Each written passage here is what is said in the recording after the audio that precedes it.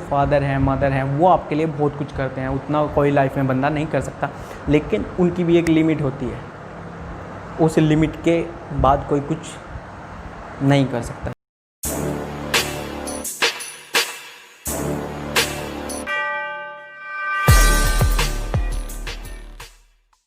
देखो भाई बच्चों, एक आप लोगों के साथ एक बात शेयर करना चाहूँगा यार, मैं सबके साथ में, सभी बच्चों के फ्यूचर के लिए बात होती है कि आप लोग 10th क्लास के अगर स्टूडेंट हैं, कहना चाहूँगा अगर आप किसी भी सब्जेक्ट को लेकर ज़्यादा डरे हुए हैं, टेंशन में है, या कोई आपके मन में फ़ियर है किसी भी सब्जेक्ट को लेकर, मैथ, साइंस, इंग्लिश, हिस्ट्री, कुछ भी सब्जेक्ट है, तो आप लोग उस सब्जेक्ट के फ़ियर को थोड़ा अपने माइंड से दूर करिएगा। क्योंकि अगर आपके मन में किसी भी एक सब्जेक्ट को लेकर डर है या कोई शंका है, कोई डाउट है, तो उस डाउट को, उस शंका को, उस डर को आप जितना जल्दी क्लियर कर सकते हो तो क्लियर कर लो। अगर क्लियर नहीं कर रहे हो तो जो घाव होता है ना बेटा, वो नासूर बनने में ज़्यादा टाइम नहीं लगता उसको, ज़्यादा से ज़्यादा 2-4 महीने में वो डर तुमको इतना प्रेशराइज़ करेगा, इतना डराएगा, इतना दबाएगा, इतना सताएगा कि तुम उससे बाहर नहीं निकल पाओगे,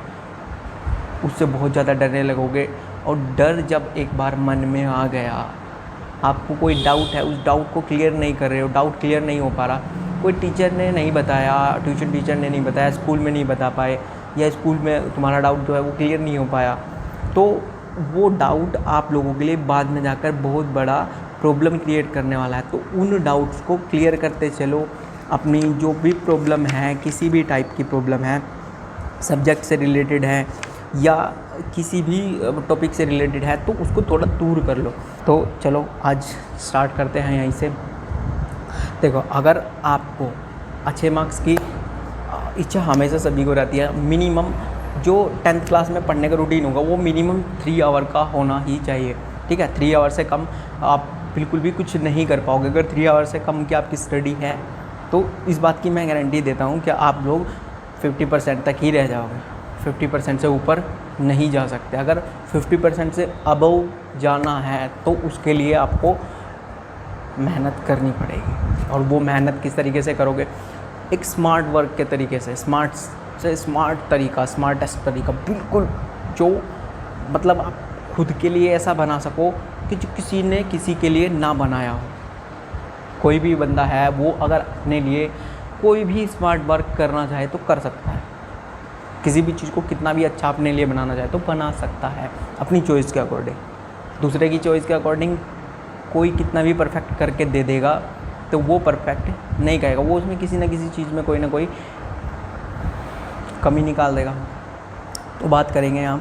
सबसे पहले देखो, अगर आप 10th क्लास की स्टडी करते हो, 10th क्लास में स्टडी तो हर एक बच्चा करेगा, 2 घंटे करेगा, कोई 3 घंटे कर लेगा, 3 घंटे से ज़्यादा भी कर लेते हैं कुछ। तो एक स्मार्टनेस और मैनेजमेंट के तरीके से करना है, तो किस तरीके से करोगे वो देखते हैं। देखो, सबसे पहले तो आपके पास होना चाहिए आपका फिक्स टाइमिंग कि आप कितने घंटे स्टडी करते हो।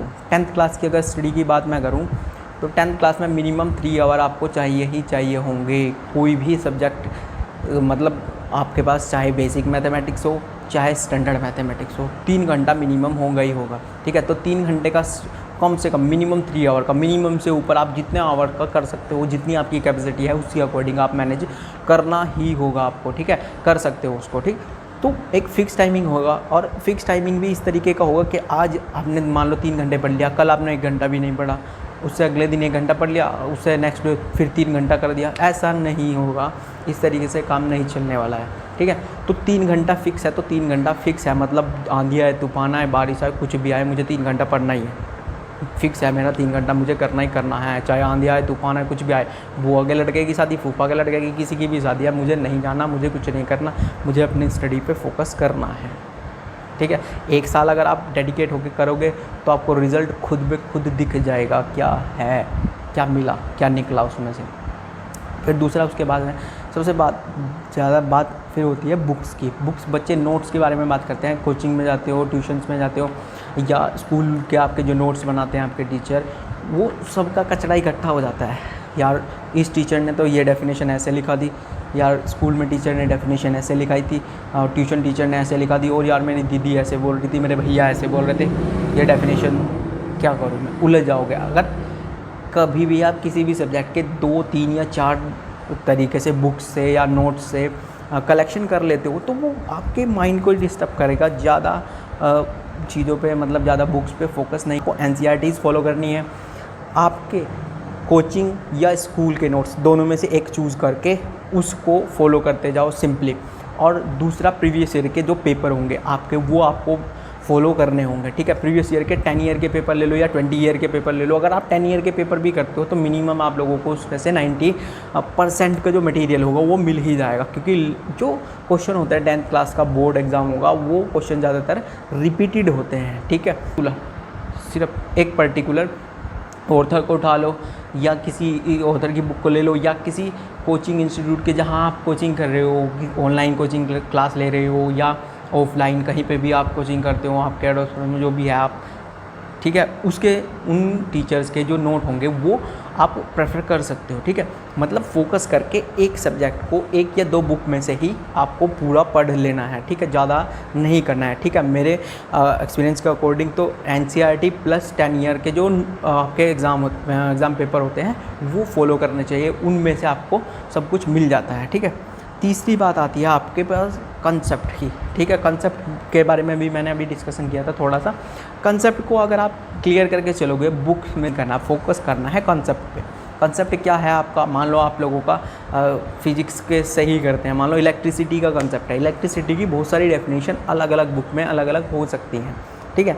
आपको क्या करना है, आपकी जो इलेक्ट्रिसिटी है, इलेक्ट्रिसिटी को आपको समझना होगा कि इलेक्ट्रिसिटी है क्या, बेसिक कंसेप्ट क्या है उसका, ठीक है। इलेक्ट्रिसिटी होता क्या है, इलेक्ट्रिसिटी फ्लो ऑफ चार्ज होता है in opposite direction of electrons, ठीक है। इलेक्ट्रॉन्स अगर इस डायरेक्शन में फ्लो करेंगे तो इलेक्ट्रिसिटी उसके अपोजिट डायरेक्शन में फ्लो करेगी। ये डेफिनेशन सिंपल सी होती है। आप उस सिंपल सी डेफिनेशन को किसी भी एक पर्टिकुलर बुक से पढ़ सकते हो। पढ़ने के बाद उसको अपनी लैंग्वेज में डिटेक्ट कर सकते हो या डिकोड कर सकते हो। ज़रूरी नहीं है कि जो बुक में लिखा हुआ है वही आप लिखोगे, आप उसको अपने अकॉर्डिंग सिंपल वे में लिख सकते हो। मतलब आपको मेरा इन शॉर्ट कहने का ये मतलब है कि आपको 2, 3, 4, 5 बुक्स इकट्ठी नहीं करनी है। कोई बोलेगा RD शर्मा कर लो, एग्ज़ाम आइडिया से कर लो, इस बुक से कर लो, उस बुक से कर लो, कुछ ज़्यादा नहीं करना। आप जैसे आप टॉपिक उठाओगे कि ये टॉपिक है और उस टॉपिक को आप किसी दूसरे फ्रेंड के साथ में डिस्कस कर लो बैठ के, यार ये टॉपिक है, इस टॉपिक के बारे में तुझे क्या क्या पता है, इसके क्वेश्चंस के बारे में तुझे क्या पता है, ये टॉपिक तुझे आता है, उस कॉन्सेप्ट पर पूरा फोकस करके चलो। अगर कॉन्सेप्ट को आप डिस्कस करोगे किसी के साथ में तो आपको 2 बातें एक्स्ट्रा हमेशा सीखने को मिल ही जाएंगे। उसमें से 2 नहीं तो 1 बात तो नहीं, कुछ ना कुछ सीखने को मिल जाएंगे अगर आप किसी और के साथ उस टॉपिक को डिस्कस करते हो। ये 100% सच है, ठीक है।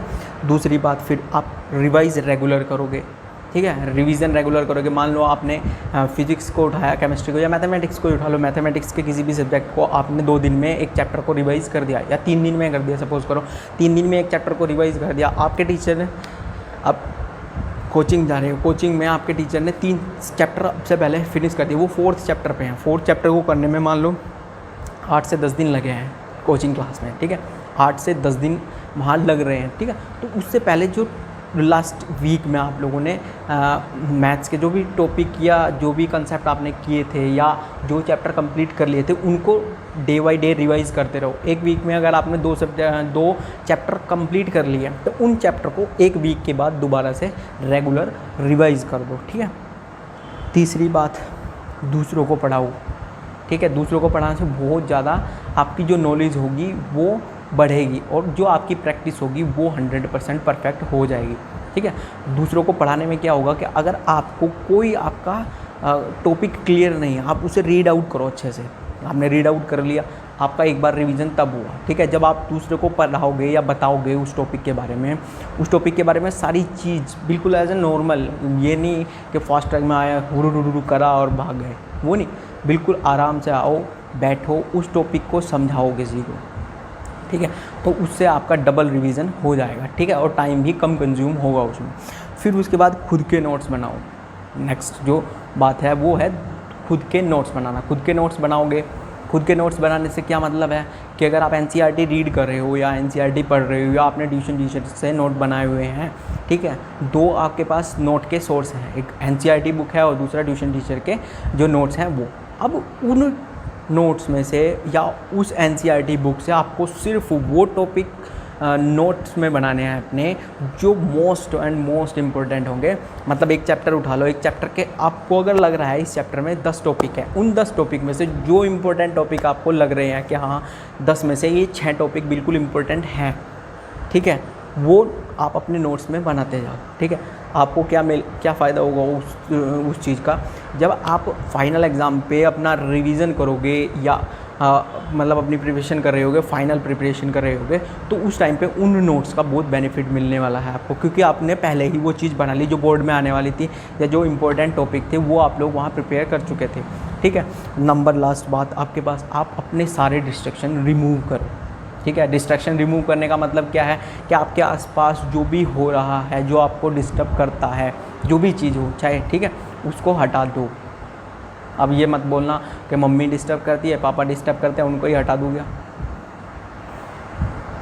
वो चीज़ें नहीं हैं। मतलब जो चीज़ें आपको डिस्ट्रैक्ट करती हों एक्चुअल में, ठीक है, मम्मी पापा ये कोई आपका डिस्ट्रैक्शन नहीं हुआ, ये तो आपके वो एक पाथ फाइंडर है आपके लिए। ठीक है, आपके हर एक रास्ते को आसान बनाने वाले हैं, जो जिनको भगवान का एक दूसरा रूप कहा जाता है, वो हैं, वो कभी भी किसी के लिए कोई डिस्ट्रैक्शन नहीं हो सकते। ठीक है, आपके फैमिली के मेंबर्स को छोड़कर जो भी अदर डिस्ट्रैक्शंस हैं, मोबाइल हुआ, लैपटॉप हुआ, टीवी हुआ, या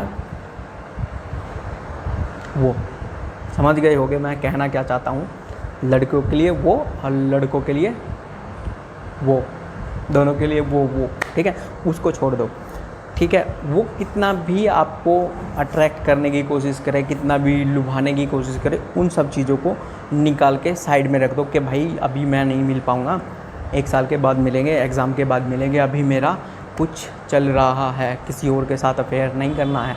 कभी मुझको बोल दो कि यार मेरा अफेयर चल रहा है और वो रूठा बैठा रहे और बात कुछ बिगड़ जाए, तो अपने सारे डिस्ट्रैक्शंस को दूर करो। डिस्ट्रैक्शन में सबसे पहले आता है मोबाइल, टीवी, लैपटॉप, गैजेट्स, ये वगैरह वगैरह जो भी आपको डिस्ट्रैक्ट करते हो। ये नहीं कि मोबाइल आप 10 घंटे चला रहे हो तो एकदम से छोड़ दोगे, एकदम से आप नहीं छोड़ सकते उस चीज़ को, थोड़ा धीरे धीरे कम करना स्टार्ट करो। धीरे धीरे कम करने का मतलब क्या है, आपने मोबाइल उठाया, आप मान लो 2 घंटा मोबाइल चलाते हो रोज़, ठीक है, आज क्या करना है, आज मोबाइल को 1.5 घंटा मुझे चलाना, मतलब 2 घंटे के बजाय 1.5 घंटा चलाया, आधा घंटा मैंने वहाँ बचा लिया अपना। ठीक है, उस आधे घंटे में आप अपनी अदर एक्टिविटी कर सकते हो, कोई स्पोर्ट्स कर सकते हो, बाहर जाके आउटडोर गेम खेल सकते हो, किसी दोस्त के साथ घूम सकते हो, ठीक है, किसी के साथ बैठ के अपनी पर्सनल बातें शेयर कर सकते हो, कुछ भी एटसेट्रा हो सकता है।